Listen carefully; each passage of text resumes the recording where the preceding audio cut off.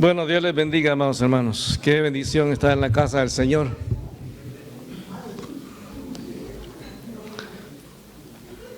Vamos a orar, hermanos. Vamos a orar. Padre, te alabamos en el nombre de Jesús. Te damos gracias por esta noche, Señor. Permítenos estudiar tu palabra y que podamos, Señor, disfrutar del privilegio que tenemos de estudiarla libremente. Que podamos, Señor, aprender de ella y también podamos decidir ponerla en práctica, Señor. Te damos gracias en el nombre de Jesús. Amén. Romanos capítulo 15. Romanos 15. Ya vamos terminando el libro de Romanos. El viernes pasado veíamos del versículo 1 al versículo 13. Veíamos las marcas o evidencias de una iglesia madura o de un cristiano maduro. Y en el versículo 14 el apóstol Pablo prácticamente lo que hace es reconocer que los romanos tenían esas características dentro de la iglesia y de ellos como cristianos, porque dice en el versículo 14, pero estoy seguro de ustedes, hermanos míos, de que ustedes mismos están llenos de bondad, llenos de todo conocimiento, de tal manera que pueden amonestarse los unos a los otros. O sea, Pablo da reconocimiento a los romanos en una de las pocas iglesias donde Pablo les dice de que ellos son maduros y que ellos están haciendo las cosas como Dios quiere. Otra iglesia que más adelante Pablo le dice lo mismo, la iglesia de Éfeso, aunque más adelante usted sabe que el Señor Jesús le manda un mensaje a la iglesia de Éfeso donde Él le reclama que han dejado su primer amor. Pero las iglesias son así, hermanos. A veces podemos estar bien metidos en las cosas de Dios y de pronto empieza a meterse cosas en la iglesia que no son de acuerdo a la palabra y la iglesia se desvía completamente, ¿verdad? Entonces hay que tener siempre cuidado. Entonces el versículo 15, el apóstol Pablo llama la atención a los romanos de que él les ha escrito porque con atrevimiento. Pablo era a pesar de su carácter, era una persona que sabía respetar a la iglesia. Nunca Pablo se impuso a ninguna iglesia. Y Pablo aquí en el versículo 15 empieza a hablarnos de lo que son las características de un siervo de Dios, de un ministro de Dios. Está hablando no solamente de pastores, no solamente de cualquier persona que tenga un liderazgo, sino de todos. De hecho, en realidad Dios jamás nos llama a ser líderes, nos llama a ser siervos. Cuando usted ve a los apóstoles, siempre ellos, aunque eran los 12 que Jesús había llamado para estar con Él y con los que tenía una relación más cercana, siempre los apóstoles se presentaban de la misma manera. Pablo siempre decía, Pablo, siervo de Jesucristo. O sea, la relación simplemente que tenían con Dios. Y luego decía, llamado a ser apóstol. Primero es la relación de siervo y luego la relación de lo que es el ministerio. Pero muchas veces nosotros vemos principalmente lo que es el ministerio en muchos, a lo mejor en cuestión cultural, pero en las iglesias inglesas muchas veces se ve más que todo el título que la persona tiene para que la persona pueda servir en el pastorado o en cualquier otro ministerio. Entonces lo que importa es qué diploma tú tienes. Si tienes un diploma reconocido, entonces sí se te reconoce y por eso mucha gente antes de decir que es pastor dice doctor, ¿verdad? Fulano de tal. Y como es que se siente más como que más reconocible, como más de respeto, ¿verdad? Como reverendo. Cuando yo fui a hacer hace años mi cita, mi retiro para nuevos pastores, y ya después me dieron mi ordenación, ya en el papel decía reverendo Manuel Quintanilla, decía, se oye como a viejito, ¿verdad? Y decía, no, me quedo con lo de pastor, ¿verdad? Porque eso de reverendo no está en la Biblia, es mejor pastor, es más sencillo, más práctico. Entonces Pablo empieza aquí en este capítulo 15, del versículo 15 al versículo 21, a presentar lo que es la presentación del ministerio que él tenía hacia los gentiles. Y la descripción que Pablo hace de su ministerio es una como referencia o ejemplo de lo que debe ser el ministerio de los demás. Lastimosamente, muchos que estamos en el ministerio a tiempo completo, muchas veces tenemos ideas raras de lo que debería ser el ministerio y a veces exigimos que se nos dé cierto reconocimiento, cierto respeto, cierto estatus. Por eso hay gente que busca los ministerios así del pastoral o ese tipo o maestro, porque hay como cierto reconocimiento a nivel de la iglesia. Pero Pablo nos dice en el versículo 15, el versículo 16, dice que el ministro de Dios debe de hacer que la gente recuerde las grandes verdades del Evangelio. Esa es una de las metas principales del ministro de Dios. Si yo, digamos, tengo un ministerio fructífero, pero ese ministerio no está basado en el hecho de que yo predico la palabra tal y como la Biblia lo muestra, entonces estoy a lo mejor nada más distrayendo a la gente. Estoy a lo mejor contando cosas que no son bíblicas. Pero Pablo dice en el versículo 15, dice: mas los he escrito a ustedes, hermanos, en parte con atrevimiento, como para hacerles recordar. ¿Recordar qué cosas? Muchos piensan que Pablo aquí, cuando nos dice a los romanos que él ha escrito para recordar, muchos piensan que él está haciendo recordar lo que pasó anteriormente, el tema que trató anteriormente, de que había el maduro o el fuerte tiene que soportar al débil. Pero realmente la carta de Romanos es una de las cartas más doctrinales. Entonces muchos piensan que lo que realmente Pablo está haciendo es que la iglesia recuerde que lo que es la base de nuestra fe como cristianos es la doctrina bíblica. Y Pablo prácticamente del capítulo 1 al capítulo 11 nos habla pura doctrina. Habla de la condenación, habla de la justificación, habla de la glorificación, de la santificación, habla de la relación de Dios con Israel y luego habla de la vida práctica, capítulo 12 al capítulo 15. Entonces Pablo quiere que la iglesia recuerde que realmente nuestra relación tiene que estar basado en la palabra. Entonces, capítulo 15, versículo 15, voy a leer esta versión. Dice: aún así, me atreví a escribirles sobre algunos de estos temas porque sé que lo único que necesitan es recordarlos. ¿Cuántas veces hemos hablado a veces de temas que la gente las ha escuchado una y otra vez? Y siempre vuelven a veces con las mismas inquietudes, porque las escuchamos pero no las entendemos. Las escuchamos pero no nos tomamos el tiempo de profundizar para poder tomar realmente convicción en lo que estamos leyendo. Dice, sigue leyendo el versículo: pues por la gracia de Dios soy un mensajero especial de Cristo Jesús, enviado a ustedes a los gentiles. Le transmito la buena noticia para presentarlos como una ofrenda aceptable a Dios, hecha santa por el Espíritu Santo. Así que aquí Pablo está refiriéndose otra vez a toda la enseñanza bíblica de que él nos ha hablado, de la justificación, el pecado y todas esas doctrinas que él nos enseña en este libro de Romanos. Ahora, una de las cosas importantes que Pablo quiere que recordemos es que un ministro de Dios es alguien que lo que predica, lo que enseña, está basado en la palabra. Entonces, él ha pasado que a veces uno escucha maestros o predicadores que su mensaje es mucho más un mensaje moralista, es más un consejo, cómo vivir la vida bien, cómo vivir de manera honesta, y no es que sea malo, cómo vivir de una manera, ser un buen vecino, ser un buen ciudadano, prosperar, pero nunca te habla de lo que es el pecado, por ejemplo. Es una palabra que se evita. Entonces, tú no puedes pretender, digamos, tener un ministerio efectivo si no compartes la palabra completa. Cuando usted ve el mensaje de Pablo a los romanos, él empieza hablándoles del pecado, de cómo la gente se rebeló en contra de Dios. Mucha gente le da miedo hablar de pecado. Ahora, usted no puede hablar de salvación si no habla de pecado. Usted no puede hablar del cielo si no habla del infierno. Usted no puede hablar de la gracia de Dios sin hablar de la justicia de Dios. O sea, todo va paralelo, todo va junto. Entonces, una de las cosas que el ministro de Dios tiene que hacer es compartir siempre la palabra. Ahora, Pablo entendía algunas cosas importantes, porque él dice acá que él es un ministro a los gentiles. Él comparte el evangelio a los gentiles. Romanos eran gentiles, pero hay varias cosas que el apóstol Pablo entendía en cuanto al ministerio, que es importante que todos los que estamos en ministerio, no importa qué ministerio sea, hermano, a todos en un momento se nos puede subir el deseo de ser reconocidos.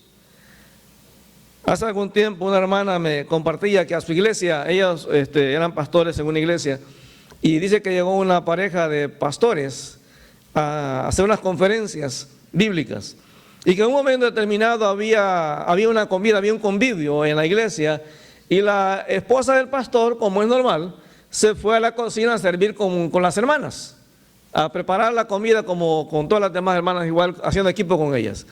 Y la esposa del pastor invitado la llamó aparte y le dice: oye, ¿usted está loca? Le dice, ¿por qué? Usted es la esposa del pastor. Usted debería estar sentada con su esposo y dejar que la iglesia venga y les sirva. Y ella dice, bueno, yo no lo veo así. Yo creo que en la iglesia todos servimos igual. Me dice, pero ella estaba molesta porque yo no me quise sentar y dejar que la gente viniera a servirme ahí a la mesa donde yo estaba. O sea, para ella era como una ofensa que la gente me viera a mí sirviendo. Y eso es un concepto equivocado, hermano. Porque en realidad todos somos llamados a servir. Entonces, una de las cosas que el apóstol Pablo nos enseña a lo largo de varios pasajes, por lo menos allí en el capítulo 15, versículo 16, es que uno de los propósitos del mensaje o de predicar la palabra es presentar a los discípulos, a los creyentes, como una ofrenda agradable a Dios. Miren lo que es el versículo 16. Para ser ministros de Jesucristo a los gentiles, ministrándoles el evangelio de Dios, para que a los gentiles les sean ofrenda agradable, santificada por el Espíritu Santo. O sea, cuando uno predica, cuando uno sirve, cuando uno canta en la alabanza, cuando uno enseña en la escuela dominical, cuando uno enseña a los jóvenes, a los niños, el propósito central es que lo que estamos haciendo sirva para que los que nos están escuchando o a los que estamos ministrando, su vida crezca y ellos lleguen a ser una ofrenda agradable al Señor. Ustedes dan cuenta, el enfoque del servicio a Dios no es que la gente nos reconozca, es que la gente realmente rinda sus vidas a Cristo. Mire, uno nunca sabe cuál va a ser el resultado del ministerio que uno hace en la vida de otras personas. A veces usted no lo va a ver. A veces a lo mejor después de años va a encontrar a gente que a lo mejor usted estuvo sirviéndole o enseñándole la palabra, y a lo mejor esas personas le van a decir, oye, yo me acuerdo de lo que tú hacías en la iglesia y eso me inspiró a ser diferente. Otro modo, nos hemos topado con gente a lo largo del ministerio que a lo mejor nos tocó enseñarles la palabra desde cero. Hemos conocido gente que no sabía ni qué era el Espíritu Santo. Y hemos conocido gente que no conocía absolutamente nada de la palabra. La primera iglesia que fuimos a pastorear, al principio los hermanos me reclamaban, porque me decían, pastor, pero es que mucha Biblia, mucha Biblia usa usted, porque no sé cómo había sido el hermano que había estado anteriormente ahí, pero a ellos les parecía como que demasiada Biblia en la predicación.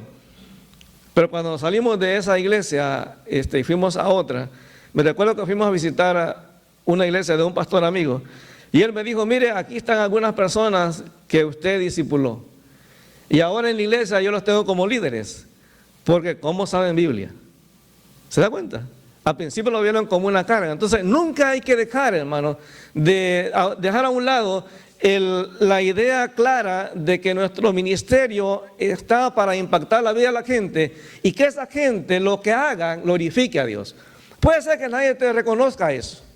Puede ser que nadie te diga, oye, qué buen trabajo hiciste como maestra de escuela dominical.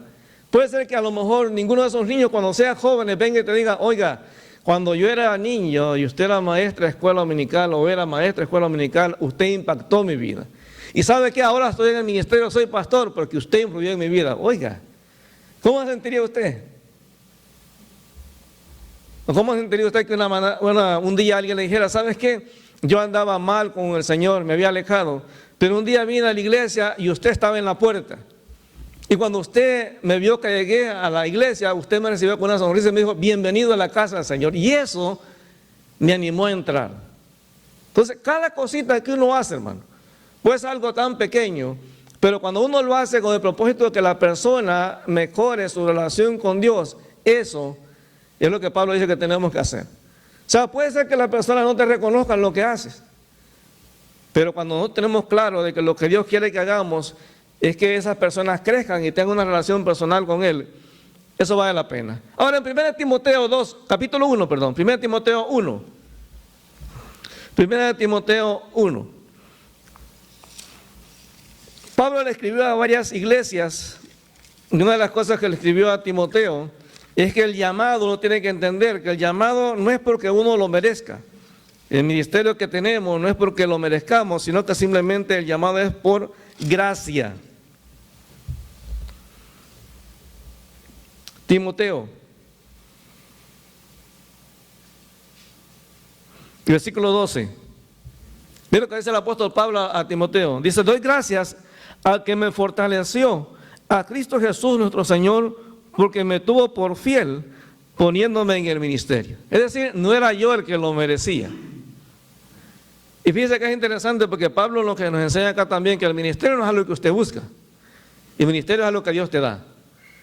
¿Cuánta gente pelea por posiciones que son reconocidas? Pero en realidad, hermanos, lo importante es estar donde Dios me quiere usar. Versículo 13. Habiendo yo sido antes blasfemo, perseguidor e injuriador, mas fui recibido a misericordia porque lo hice por ignorancia e incredulidad. Pero la gracia de nuestro Señor fue más abundante con la fe y el amor que es en Cristo Jesús. Hermano, mire, no importa de dónde uno haya salido, si la gracia de Dios y el propósito de Dios es usarte en un ministerio, cualquiera que sea, nunca te sientas que no mereces estar ahí. ¿Sabes qué? Dios llama a quien Él quiere y pone a cada persona en el ministerio que Él quiere. Yo le digo, yo he conocido gente a lo largo de mi vida cristiana que predica mucho mejor que yo. Gente que tiene habilidades y talentos que uno dice, wow. Pero no son ellos a los que Dios llamó. Y he conocido gente que es tremenda para predicar, pero cuando ya Dios les ha permitido la oportunidad de ir a una iglesia y ponerse de pastores, no soportan la presión y tiran la toalla. Entonces no se trata de el que quiere estar en un ministerio, se trata de que uno tiene que entender que el llamado que tenemos es por gracia. O sea, nadie se merece estar en el lugar donde está, hermano. Cualquiera que sea el ministerio que estemos haciendo, hay que entender lo que es por gracia. Mire, y no importa de dónde uno haya salido. Mire, Pablo por eso menciona que él era perseguidor. O sea, Pablo arrestaba a los cristianos. De hecho, cuando Pablo se convirtió, nadie quería tener ninguna relación con Pablo, hasta que Bernabé lo agarró y lo introdujo con los apóstoles. O sea, nadie quería absolutamente tener nada que ver con Pablo. Pero Él nos muestra que Dios en su gracia, Él nos llama. Entonces siempre el ministro, cuando hablamos de ministros no estamos hablando de pastores, estamos hablando de cada persona que tiene un ministerio en la iglesia, un ministerio de servicio, cualquiera que sea, dentro o fuera de la iglesia, cada ministerio que tenemos es por gracia. Y nadie se lo merece, pero nadie tampoco debe sentirse menos y pensar que Dios se equivocó al llamarlo a ese ministerio. Entonces Pablo nos enseña que el llamado es por gracia. Ahora mire lo que es 2 Corintios capítulo 5. 2 Corintios capítulo 5. Pablo entendía que el propósito de Dios no es que Pablo brillara, sino de que Cristo brillara. 2 Corintios capítulo 5. 2 Corintios capítulo 5, versículo 18. Del versículo 17, mire lo que dice. De modo que si alguno está en Cristo, nueva criatura es. Las cosas viejas pasaron, y aquí todas son hechas nuevas. Habla del momento de la salvación. Dice, y todo esto proviene de Dios, que nos reconcilió consigo mismo por Cristo y nos dio el ministerio de la reconciliación. Que Dios estaba en Cristo reconciliando consigo al mundo, no tomándoles en cuenta a los hombres sus pecados, y nos encargó a nosotros la palabra de la reconciliación. Así que somos embajadores en nombre de Cristo, como si Dios rogase por medio de nosotros, le rogamos en nombre de Cristo, reconcíliense con Dios. Entonces Pablo entendía que su llamado como apóstol era el llamado a ser un embajador de Cristo. O sea, todo lo que hacemos, hermano, todo lo que hacemos en nuestra vida como ministerio tiene que ver con ser representantes de Cristo en la tierra, donde estemos. Hay gente que piensa que no hemos sido llamados todos de una manera igual a predicar el Evangelio, pero realmente todos hemos sido llamados a anunciar el Evangelio, no importa dónde estemos. Algunos hemos sido llamados a predicar en una iglesia, en un púlpito. Otros han sido llamados a predicar en su lugar de trabajo. Otros en su lugar de estudios, otros en la calle, otros en la clínica, otros en la farmacia, en cualquier lugar donde nos encontremos, tenemos que predicar el Evangelio. Y escuchaba a alguien que estaba hablando precisamente de esto, del término, por ejemplo, apóstol. Y decía este hermano que en el tiempo de los romanos, cuando Roma iba a llegar, digamos, conquistaba una región específica, dice que ellos tenían un grupo de personas que llamaban apóstoles. Y estas personas, apóstoles, unos eran poetas, otros eran médicos, otros eran arquitectos, otros eran maestros, y cada uno tenía una función específica, un trabajo diferente, y todo ese grupo le llamaban apóstoles. Y esos apóstoles llegaban al lugar donde Roma había conquistado y empezaban a formar en la gente nueva que habían sido conquistados, empezaban a formar la mentalidad romana. El médico le empezaba a enseñar a los médicos del lugar cómo hacer las curaciones como se hacía en Roma. El que era arquitecto le enseñaba a los arquitectos de la zona cómo construir de acuerdo a las construcciones de Roma. El maestro llegaba y le enseñaba el idioma de Roma. De hecho, Roma, una de las cosas que nunca pudo hacer fue cambiar el idioma. En Roma se hablaba el romano, el italiano prácticamente, el latín. Pero realmente cuando usted ve Roma llegando a Israel, ¿qué idioma hablaban? El griego. ¿Pero por qué? Si eran romanos. Porque ellos no pudieron dominar la lengua, no pudieron dominar los griegos en ese sentido. Porque en los romanos no había tantos filósofos como había en Grecia. Entonces no pudieron conquistar eso. Entonces ellos llegaban a un lugar y enseñaban el idioma griego a las nuevas culturas que estaban conquistando. Entonces cuando Cristo envía a los apóstoles, lo que hace precisamente es eso, es ir y establecer en el lugar nuevo que se está convirtiendo la gente, la cultura del reino. Que la gente empiece a hablar como se habla en el reino, que la gente empiece a construir sus vidas como se construye en el reino, que la gente empiece a aprender la nueva cultura que se enseña en la palabra. Entonces todo es para glorificar a Dios. Entonces todos somos apóstoles o embajadores de Cristo para que la gente pueda conocer a Cristo a través de nosotros. Ahora mira lo que es 2 Corintios capítulo 4. 2 Corintios capítulo 4, Pablo entendía también que el ministerio, el que predicaba la palabra, tenía que entender que debe de mantenerse fiel a lo que la palabra de Dios dice. 2 Corintios 4, versículos 1. Capítulo 4, versículo 1 dice: por lo cual teniendo nosotros este ministerio, según la misericordia que hemos recibido, no desmayamos. Antes bien renunciamos a lo oculto y a lo vergonzoso, no andando con astucia ni adulterando la palabra de Dios, sino por la manifestación de la verdad, recomendándonos a toda conciencia humana delante de Dios. Una de las cosas que necesitamos en este tiempo, todos los que compartimos la palabra, ya sea en el púlpito o en una clase o de persona a persona, es entender que nuestra guía de doctrina es esta. Toda iglesia, hermano, que deja a un lado la palabra, porque yo he escuchado predicadores que hacen a un lado la palabra y más lo que cuentan son chistes o más lo que uno escucha es un discurso que un mensaje bíblico. Entonces Pablo dice, una persona que entiende que ha sido amado por gracia debe recordar todo el tiempo que nuestra norma de enseñanza es la Biblia. Yo puedo enseñar muchas cosas buenas, pero si no es Biblia, de nada. Si usted puede compartirle a una persona, por ejemplo, cuál fue su testimonio, cómo Cristo llegó a su vida, pero eso no va a cambiar su vida. Lo que cambia la vida de la persona es la palabra. Dice la Biblia que la fe viene por el oír y el oír la palabra de Dios. O sea, esto es lo que cambia. Dice 2 Timoteo 3, que toda la escritura es inspirada por Dios y es útil para corregir, para instruir. O sea, esto. O sea, yo puedo ser un excelente maestro, pero si dejo a un lado la palabra, no estoy entendiendo como Pablo que mi propósito principal en cualquier, hermano, cualquier cosa que haga en la iglesia, es la palabra. La música que cantamos tiene que estar basada en la palabra.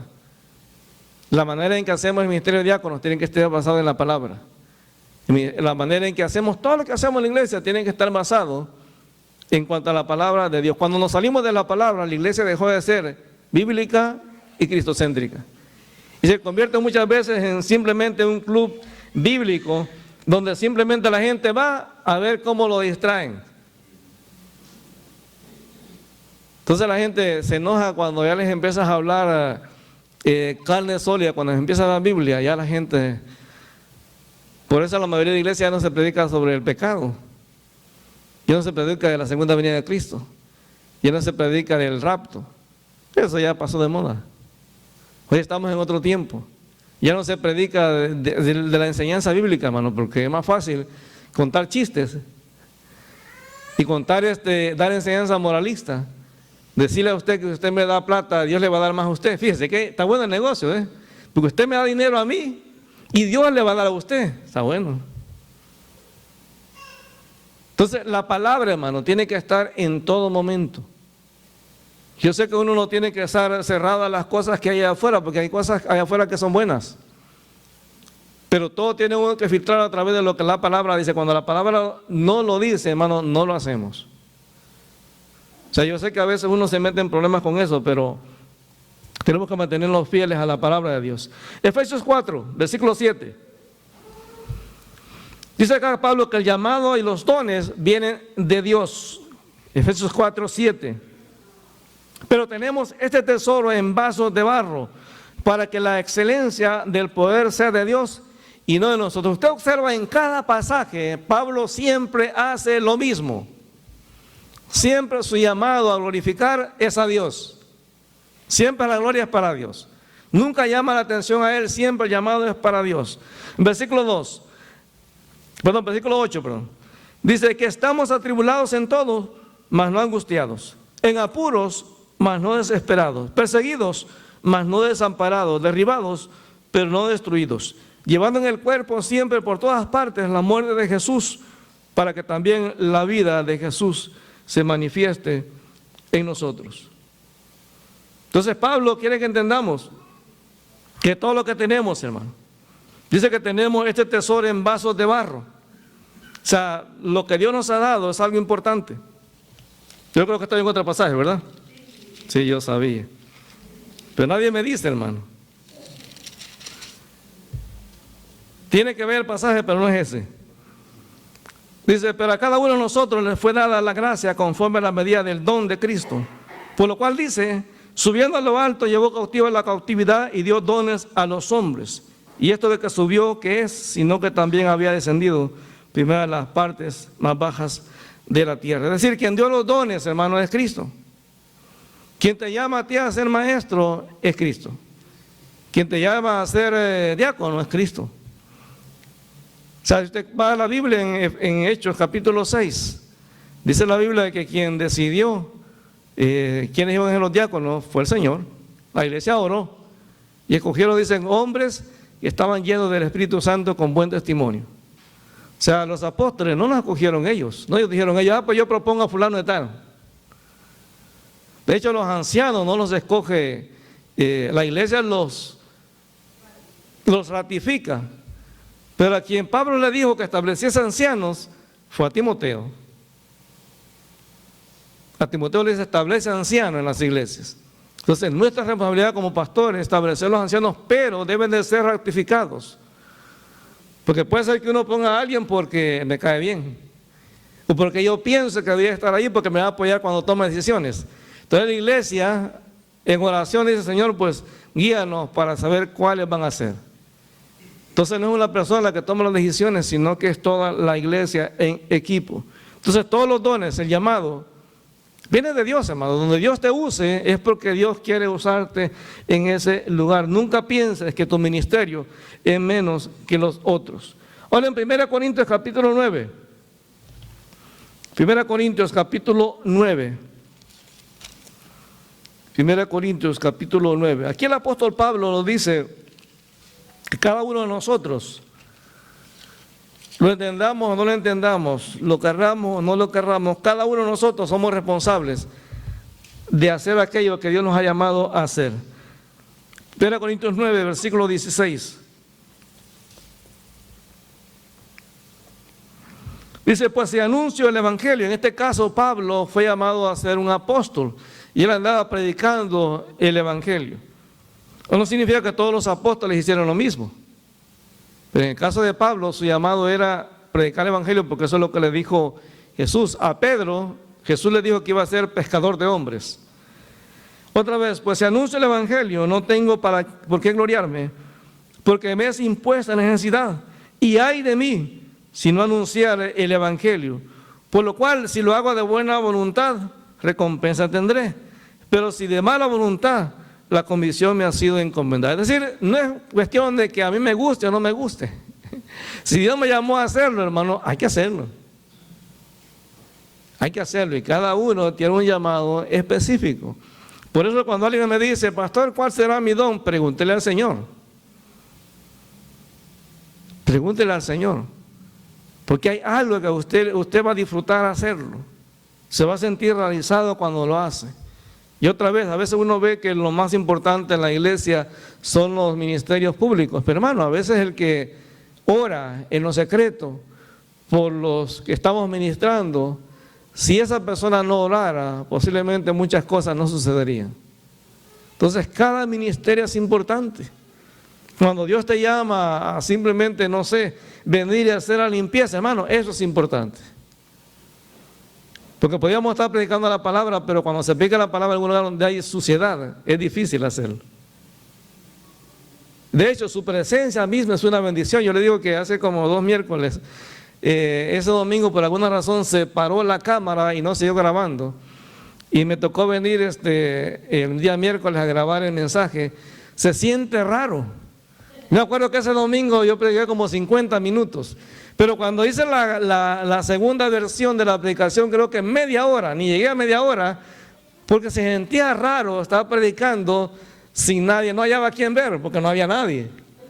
Me sentía raro, estaba predicando, o sea, aún su presencia anima al que está compartiendo acá. Quien sea el que esté compartiendo aquí al frente, cuando usted está allá al frente y usted dice amén, ese amén lo alimenta a uno y le da ánimos para decir y hacer. Todo lo que hacemos, hermano, es importante para Dios. Ahora, Dios es responsable, dice Pablo, de lo que hago. Ahora, 1 Corintios 3. 1 Corintios 3. 1 Corintios capítulo 3. Una cosa importante que Pablo enseña acá y que debemos de repetir una y otra vez en nuestras iglesias es que el centro de todo es Cristo. Hermano, yo siempre lo digo, los pastores vamos y venimos. ¿Cuántos pastores ha tenido la iglesia? Como 6, 7. Y a lo mejor después de mí vienen otros. Hermano, y la iglesia sigue, porque la iglesia no es del pastor. El pastor se va y otros vienen. Y hermano, y uno a veces se desanima porque es normal, como humanos se encariña con la gente y a nosotros nos ha sido difícil también. Hemos estado en una iglesia y nos toca salir de esa iglesia porque Dios nos está llamando a otro lugar. Qué duro, hermano, tomar la decisión. Y hemos aprendido a la brava de cuando Dios nos da la indicación de salir de una iglesia, ya nos resistimos mucho. Mejor nos vamos porque Dios sabe la manera de forzarnos a hacer lo que Él quiere.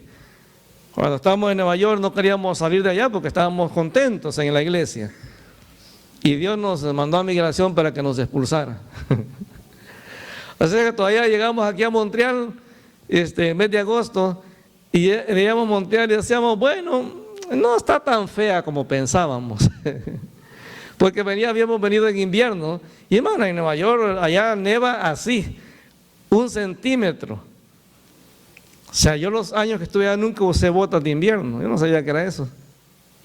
¿Se da cuenta? Y cuando llegué aquí, las tormentas esas de nieve, uno no encuentra ni su carro en la calle, decía, Señor, ¿cómo se te ocurre traernos de regreso para acá? Pero ¿sabe qué? Dios hace las cosas perfectas.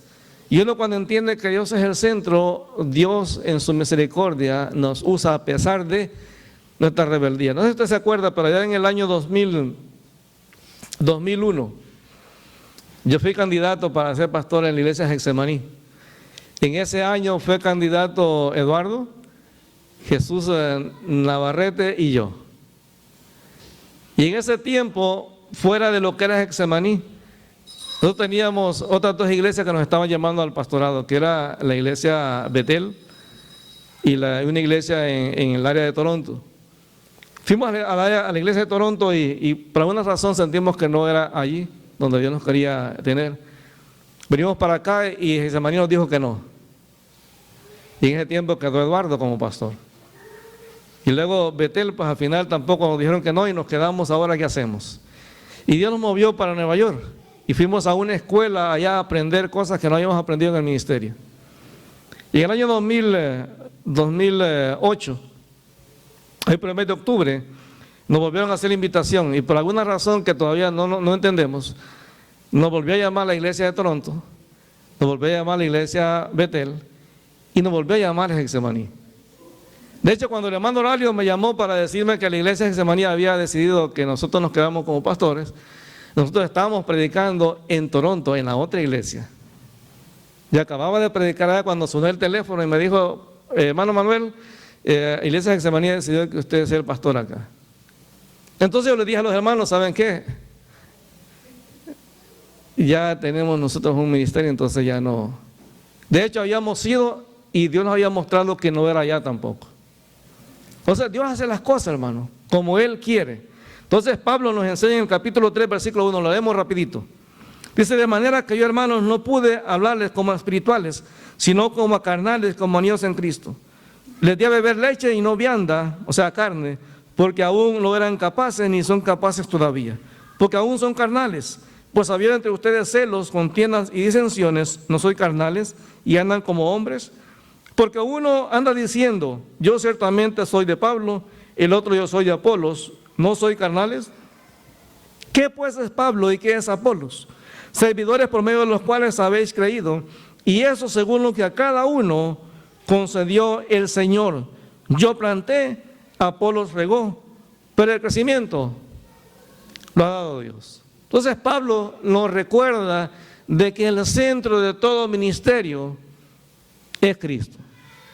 Cuando un ministro, hermano, cualquiera que sea su ministerio, entiende estas verdades, su ministerio nunca va a dejar de ser fructífero. Así que no importa lo que usted esté haciendo en la iglesia, hermano, todo es importante. Y hay que hacerlo de la mejor manera para que el Señor sea glorificado y la vida de las personas a las que ministramos sea también bendecida. Vamos a orar, hermano. Padre, te damos gracias en el nombre de Jesús. Te agradecemos por esta noche, Señor, te pedimos que tú nos ayudes, no solamente a tener el ministerio, Señor, y estar agradecidos por ese ministerio, sino ayúdanos a entender, Señor, que lo debemos de hacer para ti, y que tú quieres lo mejor. Tú quieres, Señor, que entreguemos una ofrenda agradable a ti, Señor, y que las vidas de aquellos a los cuales tú los permites servir, también ellos, Señor, sean presentados delante de ti como una ofrenda agradable, Señor, que sus vidas sean impactadas, y que sus vidas sean, Señor, se lleguen a un compromiso más fuerte contigo a través del ministerio que tú nos has dado, Señor. Te damos gracias, porque cada ministerio de la iglesia es importante, Señor, tanto el que predica como el que está en alabanza, tanto el que enseña como el que está en la puerta, tanto el que sirve la comida, Señor, como el que hace, Señor, otro tipo de trabajo. Señor, te damos gracias. Te damos gracias en el nombre de Jesús y te pedimos que, Señor, que va a comenzar un año nuevo y te pedimos que tú nos ayudes a entender que es un privilegio servirte, Señor, y que podamos disponernos a servirte en algún ministerio, Señor. Te damos gracias en el nombre de Jesús. Amén.